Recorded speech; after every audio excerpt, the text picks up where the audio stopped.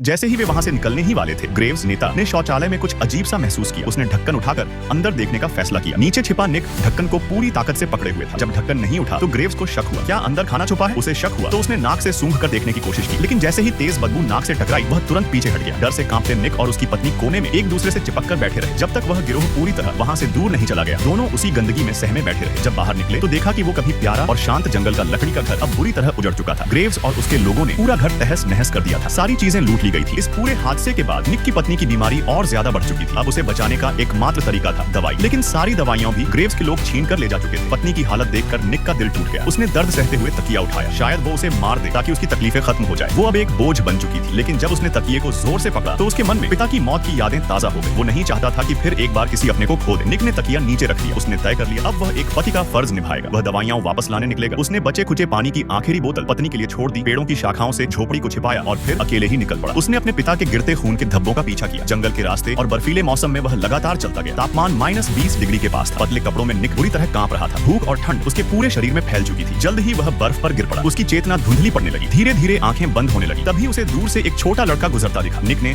उसे आखिरी उम्मीद मानते हुए चुपचाप उसका पीछा किया। लड़का एक पुरानी फैक्ट्री में घुस गया। जैसे ही उसने निक को देखा, डर के मारे फैक्ट्री के अंदर भागा और स्टील का दरवाजा बंद कर दिया। निक उसके पीछे दौड़ा। डरे हुए लड़के ने अपने दादाजी की गोद में छिपकर जान बचाने की कोशिश की, लेकिन जब इंसान पूरी तरह बर्बादी के कगार पर होता है, तब उसमें असीम ताकत जाग जाती है।